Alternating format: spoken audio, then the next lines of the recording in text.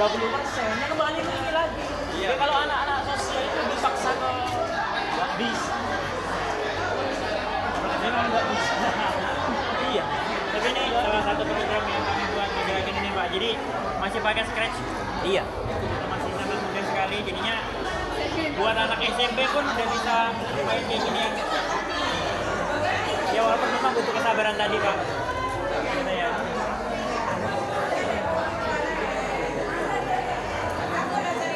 Ini juga robot kami. Biasanya buat line follower. Ya pernah dengar ya Pak ya? Pernah dengar ya? Line follower ini robot yang biasa kita pakai buat kesana, tapi ya pemanfaatannya bisa banyak juga. Kita sering nggak bikin acara robotik buat anak-anak SD yang mau naik ke SMP, ke SMK. Biasanya sekolah-sekolah itu SMP mereka bikin event buat PPDB gitu. Salah satunya ini, karena pemanfaatan ini bisa mereka untuk belajar contoh. Ini ada sensor ultrasonik, ada sensor line follower yang mereka bisa coba modifikasi lah seperti itu. Kalau untuk line follower sendiri, ketika di depan ada halangan, dia akan mencari posisi yang lain yang di depannya itu nggak ada halangan. Kalau di depan ada halangan, dia tidak akan bergerak ke arah ya lurus. Ya sama kayak kelelawar ya. Kelelawar kan dia memanfaatkan sensor ultrasonik gitu, mengeluarkan suara terus balik lagi memantau kita. Ini adalah robot yang kayak kelelawar misalnya. Jadi kalau dia ada halang lintang, dia bakal nyari jalan lain yang ada halang lintangnya. Secara otomatis, dan ini di programnya bisa pakai kayak gini.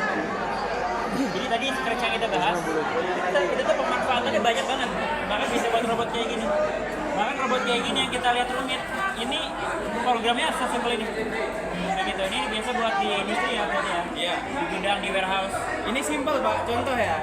Saya tadi bikin analoginya, saya pengen dari posisi start, lalu ngambil balok di poin A, terus diangkat, dipindah ke poin B. Kita bikin analogi dulu. Ya, kita cari hooknya dulu lah, pasti ya. Sama kayak yang dijelaskan Mas Wesky, ada hooknya dulu. Jadi setelah dapat, baru deh kita coba analogiin. Kalau kita pakai sistem blok yang ada di sini ya, yang di sini udah ada semuanya, kita hanya tinggal cari aja, kita pengennya, saya pengen posisinya ke sini dan ke sini sesuai dengan titik koordinat. Tapi kalau kita pakai Python, wah saya nyerah duluan Bang.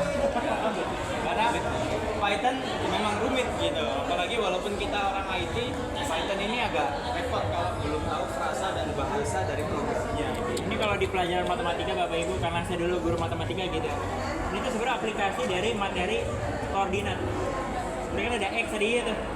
Nah, sesimpel sebenarnya itu aplikasinya ini robot, karena dia memindahkan dari satu titik ke titik lain kan. Itu kan pakai titik koordinat tuh. Itu sebenarnya bisa jadi media ajar untuk materi koordinat. Nah, cuma memang barangnya ya agak. Ini barangnya ada Pak. Jadi kapan lalu kita bikin modul sama standar pack yang namanya adalah koordinat 3D robotik. Jadi kita bikin koordinatnya dan itu masuk ke materi atau mata pelajaran matematika. Sama kita bikin koordinat dari A ke B berapa, kalau dipindah B ke A berapa, seperti itu. Dan diaplikasikannya sama si robot ini. Lebih apa ya? Programnya pakai sistem blok Pak, sama kayak Scratch. Saya Scratch ya tadi. Sama kayak Scratch ini. Kalau tadi kan pakainya Pictoblox ya. Kalau di sini pakainya MacBlock ya. Iya, pakai MacBlock kalau untuk yang ini. Kalau yang ini pakainya Bobot Lab.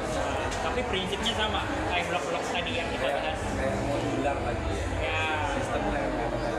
Betul. Jadi tinggal pick and press aja sebenarnya. Main puzzle lah. Tinggal analoginya pas atau enggak gitu. Nah, ini juga sama Pak. Ini tuh mobile robot. Ini mobile robot atau mobil robot. Nah, kita singkatnya jadi M-Bot. Nah, M-Bot ini adalah sebenarnya mainan yang mana integrasi beberapa sensor. Ada ultrasonic, ada line follower. Di belakangnya juga ada Bluetooth. Ini adalah chip Bluetooth yang bisa dikonekkan ke HP. Jadi bukan cuma untuk bermain, tapi juga untuk belajar. Bisa dikonekkan ke HP, nanti bisa ngoding atau programnya dari HP juga. Sama, tinggal gunakan terus. Jadi nggak perlu ribet. tinggal analitisnya dari si siswa ini bisa menggambarkan nggak pengennya seperti apa gitu. Karena setelah kita kasih pelajaran, kalau mereka bisa menggambarkan, insya Allah programnya akan jadi. Tinggal nanti tahu posisinya di sini, di sini, di sini.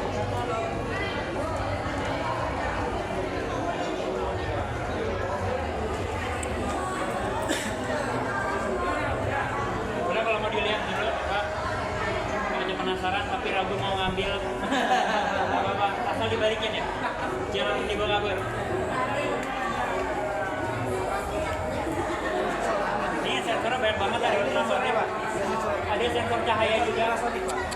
Jadi dia kalau misalnya kita setting kalau cahayanya banyak dia bisa berhenti. Kayak gitu. Nah semua ini adalah media ajar Bapak Ibu ya. Bisikan pelajar. Ya, ini lebih modern dan proper lah Pak.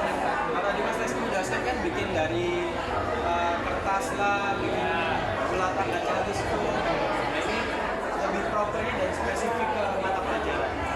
Tapi lagi-lagi teknologi nggak harus se-advance ini Bapak.